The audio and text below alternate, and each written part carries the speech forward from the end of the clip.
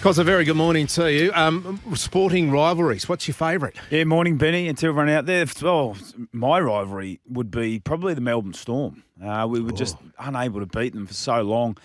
Beat them in the grand final in 06, and then from that, we may have beaten them maybe once or twice, but they've had the wood over us. But it's a good one, ain't it? Like, you talk about international rivalries. Manchester City v Manchester United. Yeah. I was fortunate enough to go to one of those games over there. I've never seen anything like it. Like, that is like the segregation of crowds, the pubs locally in and around the area. If you wore a colour and you're in the wrong pub, it was incredible. Look out. We've already had text coming through. Tyson and Holyfield. That was two of the baddest men on the planet going toe to toe. 13 55 0467 736 736.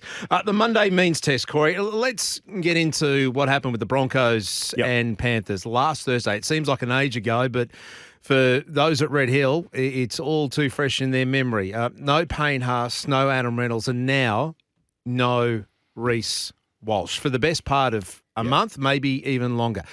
That incident with Taylor May, Kevy's blown up about it. Should he have been cited and suspended?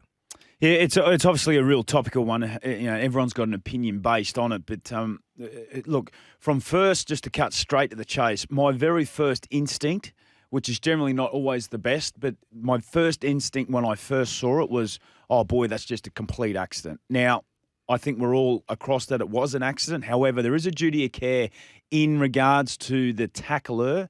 The tacklee making a tackle. He has to have a duty of care. Now, there was contact with the head, obviously with Reece Walsh from Taylor May, and it was just a terrible accident. Now, I think on the field, it was on report, penalty given.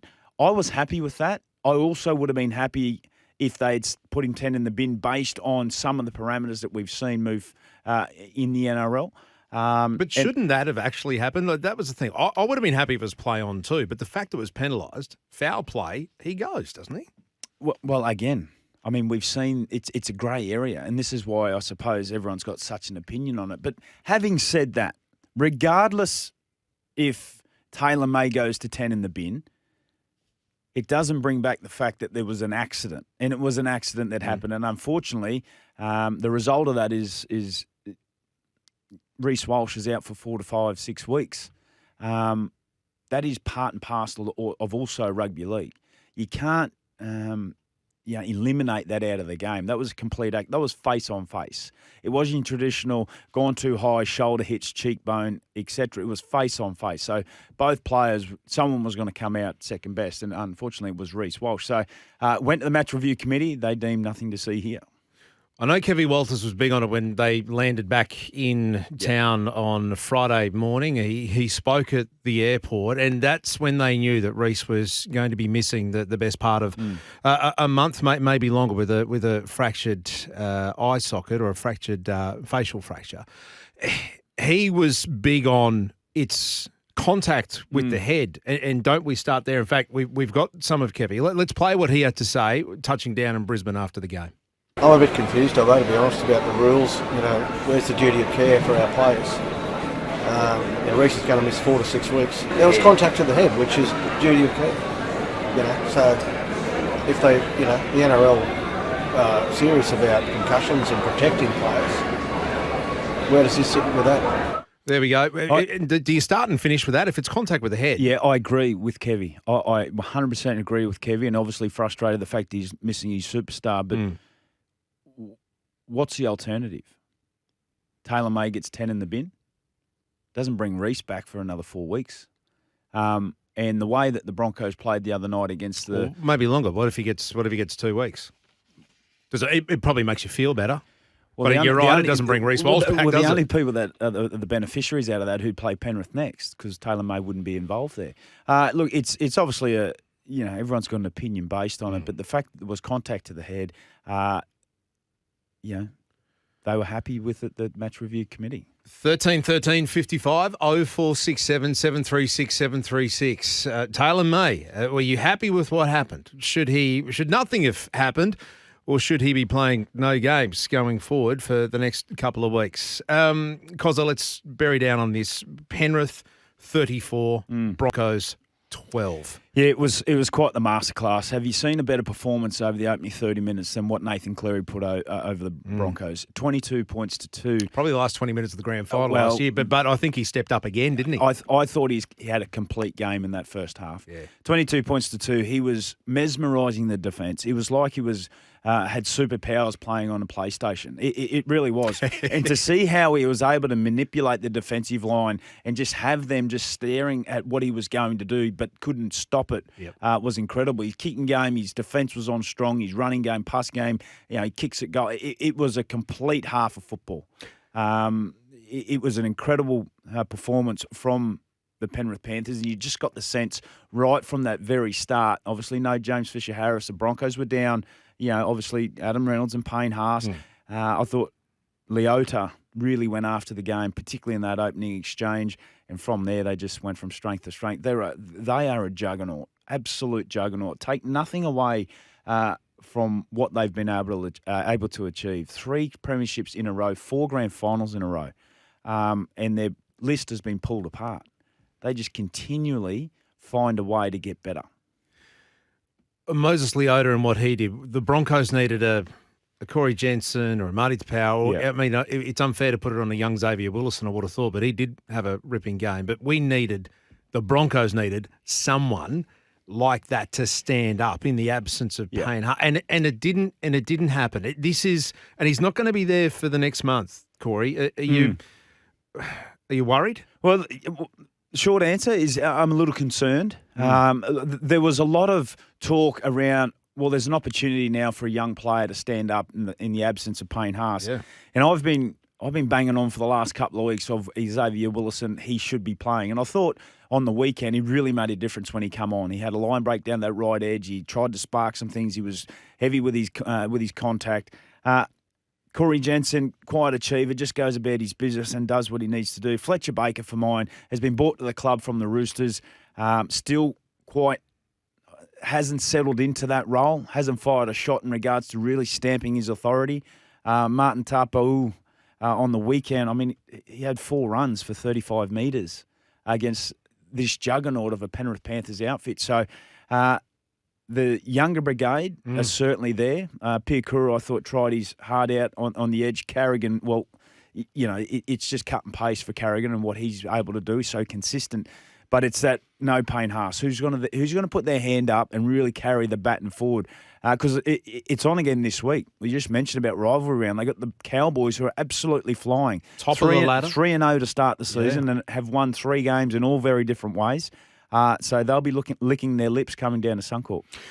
Cowboys, Good Friday. Then you've got the Melbourne Storm. Then you've got the Battle of Brisbane. And if you want to look further afield to that, by the time we're hitting late April, you've got Canberra who are making me eat some humble pie. They mightn't have won on the weekend, but, geez, their defence was red hot, I thought. So by the time you hit Melbourne, after the Cowboys, you could be going to the Dolphins match. What's that, round 6? It could be 1 and 6. I mean, that's obviously worst case scenario. 1 and 6 is it's a long season, I know, but the further the season goes, the harder it gets, and you start to really chase your tail. Huge game for the Broncos this week against the Cowboys. An enormous game at home, and they aimed up against the South Sydney Rabbitohs. They were able to get that win at home, but they're down some stars, down some real stars. And every team, every team will go through at some point with injuries and suspensions, and it's just how you're able to deal with it. So Broncos, big week this week. Tony's in Bundaberg. Thank you for the text, Tone. He said, "Good morning, Ben and Corey. What problem's everyone having with an accidental head clash? He didn't headbutt. The play was flat out, and it was straight up head-on-head contact." Yeah, he's spot on, Tony, but there still is a duty of care in regards to the tackler. You can't just, yes, it's an accident, and everyone, I think, agrees it was an accident, but there was a duty of care in the tackler, which is why it got put on report, and which is why I'm pretty sure the match review committee said, nothing to see here, because it was such an accident, face on face. 13 55 0467 736 736 this Monday morning, 9:15, 20 degrees, starting to get a bit cooler, and it's exactly what we've seen at Red Hill. It is cold, cold, cold. Now, they are training right now. I will take you to Red Hill after 10 o'clock to find out exactly how they're training, and the big watch is on Adam Reynolds. Will he be back this weekend against the Cowboys? You would expect that to be the case, but how are they training? Is he doing the full team run, considering this is a Good Friday match? Alongside Adam Reynolds, if he comes back in, Tristan Sailor, Corey, is he the player to come in? Yeah, I think so. He did a terrific job last year in the absence of Reece Walsh through that origin period, and we've seen what he's been able to do through the trial period this year. I think it's a no-brainer putting Tristan Sailor in there. I thought Cobbo was outstanding at the back for Brisbane and shows that he can play in that role, but I think putting Sailor back, because Cobbo's been so good in the centres in the opening couple of rounds. Well, that's the thing. If you do keep Cobbo in the at fullback, can Tristan play centre? Or I think it's more of a Tristan's probably better suited at fullback, and Cobbo goes back to the centres. Yeah.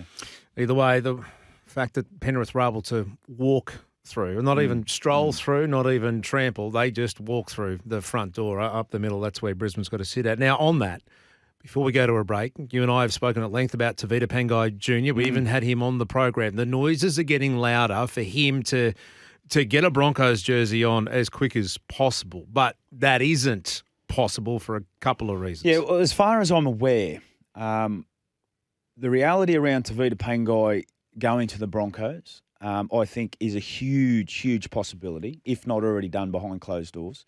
But it can't happen until after June 30. So he will be signed before June 30, but can't play until after. It then comes down into a pro rata of how much is a monetary value worth, and that's what the because Broncos of space have left in the cap, etc., etc. So I think if I was a betting man, I'd be certainly putting all my cards towards Tavita Pangai pulling on a Broncos jersey this year, but we won't see him until after June 30, which means there's a lot of games to happen before then. So watch this space. I could be wrong. I've been wrong before, Benny, but we'll see how it unfolds. A lot of games to happen. Origin to happen as well. He said to us last week he hasn't had a pre-season. How much do you need with his boxing fitness? You told us last Wednesday how much you worked him and broke him to get him his fitness-wise. How much would he need as a pre-season to play? Well, he's just finished a fight on Saturday night, which he was able to get a TKO knockout decision. But prior to that, he's playing for South in South Logan, South Logan in reserve grade. So he is playing football. Whilst it's not NRL, he's playing. I believe he played 35 minutes in his first game the other week for South. Then had his boxing. I expect him to go back and play some more football for South. And all of a sudden, by the time the June 30 comes around, he's got 5 or 6 games under his belt and he's back. Let's hope it's not too late for the Broncos, as we said, Origin to play a part then. It's 18 minutes past 9. Tim and Ken, we will get to you. We'll take a quick break first. The Alltel open line is there. The Monday means test, all thanks to Suzuki. But the Alltel open line there for you, your direct line to Corey Parker. Alltel, the better business telco. And, of course, Suzuki are bringing you the Monday means test, all thanks to Corey Parker and SENQ, 18 minutes past 9. The Cowboys are firing their best shots, top of the ladder and outscoring everybody. And the Broncos, well, they are very hit and miss, aren't they? 13-13-55, 0467 736 736. Corey, they're lining up. Let's head out to Hammond. Tim, good morning to you. Good morning. Hang on, no, Ken, is it? No, it's Tim. Oh, Tim, my bad. Yeah, there we go. I'm enjoying the show. One thing that came up in the game against the Broncos and Penrith again is, despite the fact Penrith played pretty awesome, especially Cleary, but I have to raise the concern I have every time I watch Penrith play, and it definitely happened many times in the grand final, is the play the ball. Now, I'm very sure you've got to use your feet when you play the ball. Considering there's penalties given all the time when there's sort of problems with the play the ball. But no one seems to get penalised when they step over the ball. Yeah, I'll stop you there, Tim. When was the last time you saw a penalty given for a play the ball infringement without using your foot? Yeah, I can't remember. Yeah, it's been a long time. I'll tell you why. The NRL refs have an edict at the moment, and they had an edict at the start of last year that they were going to police play the ball with your foot. The edict this year is to police a downtown rule, which we've seen come into vogue pretty heavily over the last couple of rounds. The blocker rule for kickers, and also the leg lift in a tackle. So that, having said that, they've just all of a sudden looked past the play of the ball, and that's just how it is. Unfortunately, they get told what to do, that's how it is. I mean, I can't frame it any clearer. I spoke to the referees the other day out on the pitch, and I said, "Boys, what's going on with this?" And they said, "We can't police everything." So, is it that they're not seeing it, or they're seeing it and just letting it go? We're all seeing it, but yeah, if you start blowing the penalty for everything, the game will stop every 2 seconds. So that's just the edict given from above. Okay, on this, Corey, so if you're having a crackdown on something, how long from a player's point of view, and when you go back to training that next week and the coaches are at you, or are they at you, how long does a crackdown take to actually sink in? Well, the clubs will get a notice. They'll get a notice to say that this is what we're cracking down on from a game's perspective, be across it. Pretty much as simple as that. And you see pretty much straight away from the games over the weekend, from the first one, that's what they're cracking down on. So that's how it is. They do get some notice, but some teams are just a little slower to some others. Tim, I'm with you. I've noticed it big time. Let's have to take him. Ken, good morning to you. How you going, guys? Very well. You were watching the Bronx Penrith on Thursday night? Certainly was. And I just, an ex-player myself, and I've been around quite a while, I'm just interested in the psychological effect it has on this tackle for a start. Reece is reading all the papers. Nay's reading all the papers. He's been called, he should have been suspended. Reece is going to see that. What would have happened had the tackler come out with that injury? It would have been, what an unfortunate accident. Let's get on with it. Yeah, it would have been. But the media has run the other way around. No, well, I've got to pull you up there. It would have been exactly that because the onus is on the tackler. Yep. So the onus is on the tackler. He has a duty of care. If you have ball in hand, you have a duty of care not to make contact with the head. And if you did make it with yourself, unfortunately, unless Reece Walsh had lifted an arm directly to the face of Taylor May or something to that effect. And then it's a different conversation. And the other thing too, Ken, is the fact that Kevy got off a plane and held a media conference in the airport and went directly on the attack and said, what's going on? Duty of care. I thought the head was sacrosanct. And he went on to say, this is not sour grapes. And there were other parts of the game on Thursday night he wants to take up higher up the ladder, higher up the chain. He'll do that through official channels, but this is one of them. He's just saying, so what happens next time? In any player gets hit in the head. He was under the understanding that the head is sacrosanct, and once you get hit there, that's where you should start and finish. Ken, good on you, mate. Appreciate you being part of the program and adding to the conversation. 13 13 55 0467 736 736. Some breaking news coming through from the judiciary. The match reviewers have had a look at yesterday's game. There's one charge coming out of it, and it's the Knights and Melbourne game. Leo Thompson from the Knights is looking at a week for dangerous contact on Ryan Pappenhausen. Happened with about 15 to go. Corey, I reckon that was when Ryan Pappenhausen was flipped on his head, going for the jump in the air. So a week there for Leo Thompson if he takes the early play. Murray on the text line. Ben and Corey, these low runs and meterage numbers defy logic. Who the hell is calling the hit-ups? And who's not queuing up for their turn? So I think when you read out Marty's numbers from the Broncos, I mean, what was it 4 runs, 35 metres? It was. He makes a good point. Absolutely. So I mean, is that Jock Madden's role to point, right, Corey, you're going next, Paddy, you're up? I frame it this way. I mean, if we're just going to sort of focus on Marty, for example, how long has he been out there? Which is, I think he played about 30 minutes, something like that. But he's played over 200 first grade games, Marty. He's an experienced player. He knows his role. 30-plus internationals. Yep, he knows his role. And I would, and again, you don't want to pick on Marty, but he's the bloke who's been around the longest. Correct. He's the one that should be leading a youngish pack around. I mean, Corey Jensen's played in grand finals. He's no spring chicken, but I just would have thought that Marty being the veteran of that. And that was the reason that they brought him to the club. Yeah. Okay. All right. Corey, what we'll do is, Vanessa's standing by for news here. So let's head to the newsroom and we'll run our rule over the Cowboys. The Cowboys came from a couple of tries down, I think it's 3 tries down, and then put on 7 to win and stay on top of the ladder. We'll dissect them next. The Monday Means Test here on SENQ. Dolphins and Titans on Easter Saturday down the coast. Also, the Reds and Brumbies, when you have a look at rugby union, that's one of the more modern-day rivalries. Canberra and Queensland going head-to-head. What are the biggest rivalries in sport? It's our top 5 for today. This one's coming through, Corey. Big rivalries, Formula One, Senna v Prost, England v Germany in soccer. You mentioned the Man City and Man United. Well, they're going international here. Yes, England and Germany. Keep them coming through. We'll do our top 5. Interesting text here from JB, Corey. Hey, Corey, why are the Broncos carrying 4 genuine dummy halves in their top 30 squad? They don't have a utility player and shorten forwards. Yeah, well, you need somebody that can come on in that 14 role, particularly, which is why I thought that Tristan Saylor, given his form over the summer in the preseason, would have been sort of a walk-up start. Kevy did reward, the grand final side, and rightly so. But it just seems as though that they may be able to put an extra back on the bench. So, yeah. Look, let's not get too carried away right now with the Broncos. I mean, it's round 3.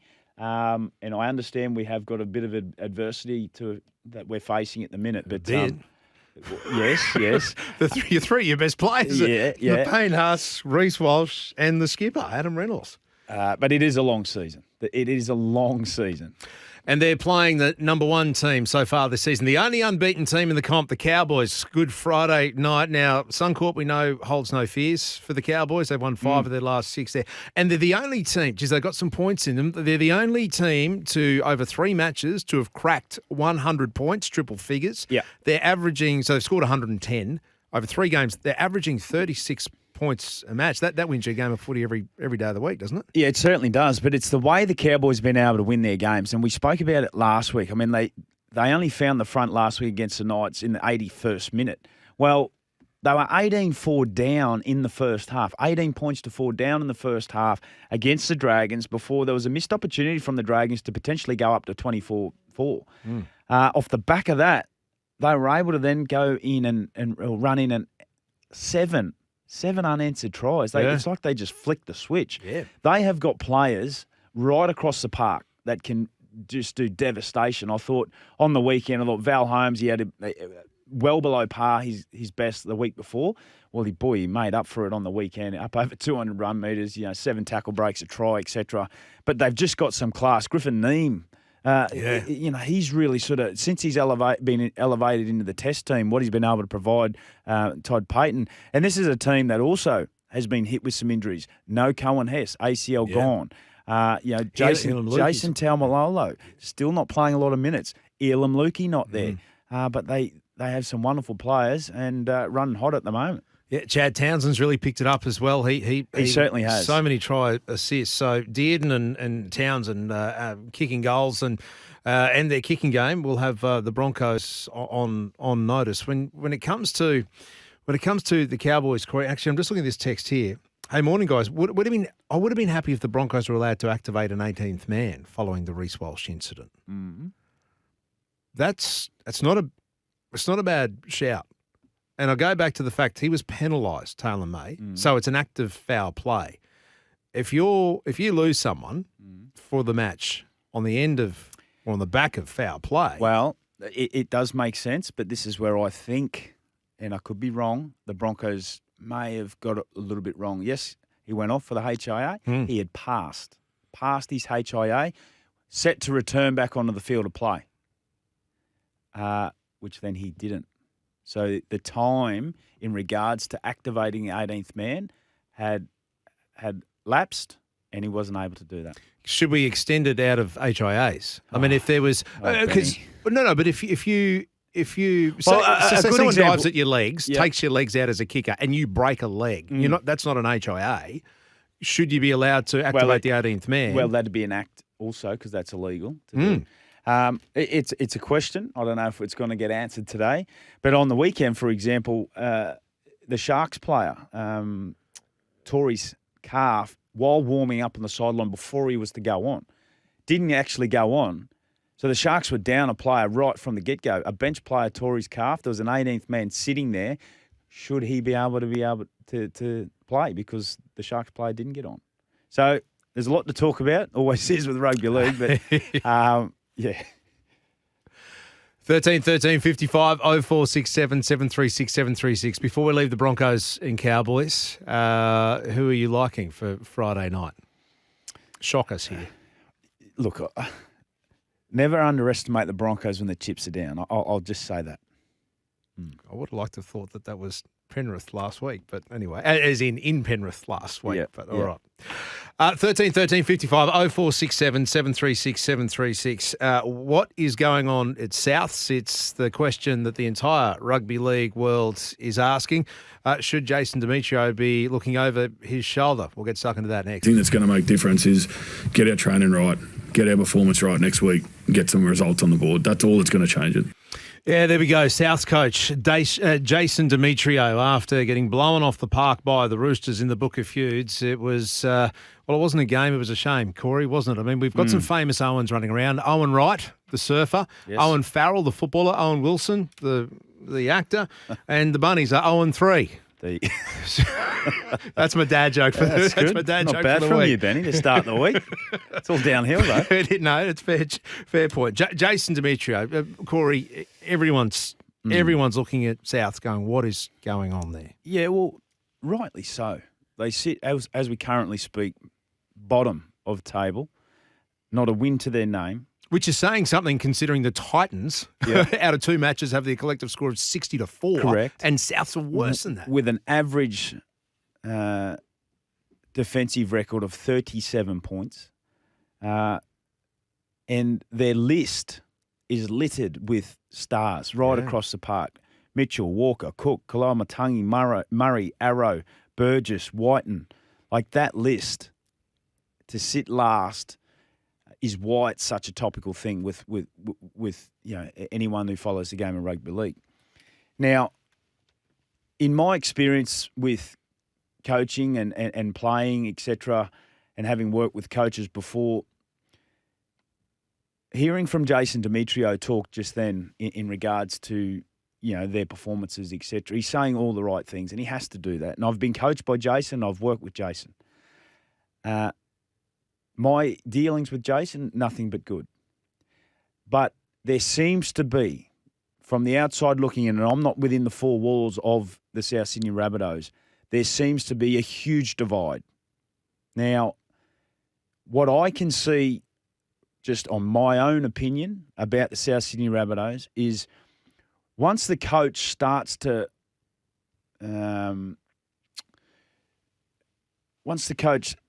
to compromise his own values and standards to appease certain other individuals within the group, and it has an effect, an adverse effect is what we're seeing, it's very, very difficult to come back from. Very difficult to come back from. I've seen it firsthand with coaches. And again, I'll repeat, I'm not within the 4 walls of the South Sydney Rabbitohs, but just from what I've seen and from what I've heard, it seems to be that way. Now, once you compromise your values, once you compromise your standards, you then can't get them back. You just can't all of a sudden go and get them back once you've shown your hand to the group. In that interview that we heard there before, we need to get our training right. We need to have a laser focus, and we need to be ruthless with our prep. Well, they've had all summer to do that, all summer, and now they're the words coming out, and that's what he has to say. I would have thought that was a weekly thing, and that's right? what he has to say. Yeah. And look, this is not a beat up on Jason Demetrio at all, because I'll say again, I've been coached by him. I've worked with Jason. He's a terrific guy, terrific coach from my experiences. But as it stands there at the moment, from outside looking in, with those players that I just mentioned, White and Mitchell, Cook, Walker, Kalamatangi, Murray, Arrow, Burgess, that's just to name a few. They should not be sitting at the bottom of the table. Should not be sitting at the bottom of the table. And it just appears to me that some of the standards and values from the coach have been compromised, or he's compromised. No one likes it. No, no one does, Block. And you have to go back to, well, and you can't. Can you count the Charity Shield as a win for them? No. So that's pre-season. You have to go back to August 12 last year. It's incredible. Incredible. last And this time was they a won a team game. at one point through the year, I think it was round 11 last year, they were sitting top of the table. Never been done before has a team at, I think, round 11 been top of the table and not make the finals. And you just touched on that. They have not won a game since then. They've got the Bulldogs coming up, and normally you go, well, here we go. But I don't know. The Bulldogs have got their tails up. So to double down on that, having not won a game Yeah. since then to where we're still talking right now, just reaffirms that something's not quite right. Like it's just not. There is a huge fracture, and that's not to go in. That's not to dive in deep with, I guess the exile of Sam Burgess for ruffling some feathers in regards to exactly what I've just sort of touched on. He's not there no more, and I understand how it all works from the coach's perspective, but it is so hard to try and get that back. I feel for Jason Demetrio. I do. 3 games before the bye. They're all at home. They're all at Core Stadium. The Bulldogs, the Warriors, and the Sharks. And we say 3 games until the bye comes in. That's the timeline. We're hearing from some quarters that Jason Demetrio has to turn things around. But hearing what you're saying, there's no turning things around. I don't think so. I don't think so. Because once, and again, I'll say it again, and it's just an opinion from my outside looking in, but once you compromise your own standards and values, you're walking a very tight rope there. 13 55 0467 736 736. Bunnies fans, I know you're out there, the random Souths guy. Or maybe you've deserted them. Maybe you've jumped off. No, Souths fans don't do that. What are you seeing? What are you feeling right now? Monday morning, we've had 3 rounds, and the Bunnies have conceded more points. They've conceded more points than anybody. Their for and against has them anchored at the bottom of the ladder. They've got 3 games apparently to get it right before a bye, but even then, will that help? I mentioned the Titans, Corey, because we've got to bring them into the conversation. They're playing the Dolphins. It's part of this rival weekend. Yep. The Dolphins have not fired it. They fired 1 shot. They've scored 4 points all year. Granted, it's been 2 games, but they've scored 4, let in 60. The Titans, yeah. And to be fair and frank, from what we've seen from the Titans, they've been very underwhelming, to be fair. I mean, we all had a big opinion of Des Hasler coming to the Titans and what he was going to be able to bring. From being honest, I haven't seen it. Haven't seen it at all. In fact, you'd probably have a strong argument to suggest that the Titans have actually looked worse than what they did last year, based on some of their attack. Yes, they didn't have Kieran Foran for that first game that you just mentioned against the Dragons. They were blown off the park. Foran was back for the Bulldogs game. They've now missed Tino for the remainder of the year. It looked like Kieran Foran hadn't played for 12 months. Yeah, Tino for the remainder of the year, ACL gone. Yeah. They'll get Fafita back. They'll get Jaden Campbell back. But they look rudderless. They look like they have no direction. One of their strong suits was at least their attack. They could score points, but they just let in too many. In both facets of the game, they just look like they're paddling at the moment. Tanner Boyd, he'd be having nightmares about Kikau, wouldn't he? He's not the only half in the comp to do that. That's fair. Do you rule a line through the top? Oh, no, again, it's round 3. They're big claims, but no Tino. Huge. I mean, he is their heartbeat. I spoke about, pretty honest about where I thought the Dolphins were with no Tom Gilbert. Well, he's even worse for the Titans, Tino. 13 55 0467 736 736. I know you're on the coast listening, 1620, plenty interstate as well, who have grown up on the coast, who are Titans members and fans. Do you still have hope? Is Desi's coaching style, does that still fit into 2024? Because I've heard Patton Hills talk about this morning. We've heard from Titans players how Desi's been laying down the law, been ripping into them, just giving them a spray the whole preseason. Does that work in this day? Well, it's fallen on deaf ears at the minute, hasn't it? 9:53, back to wrap up the Monday's means test with Corey Parker. We'll continue down that path. Does the ranting and raving, does that work in 2024 here on SENQ?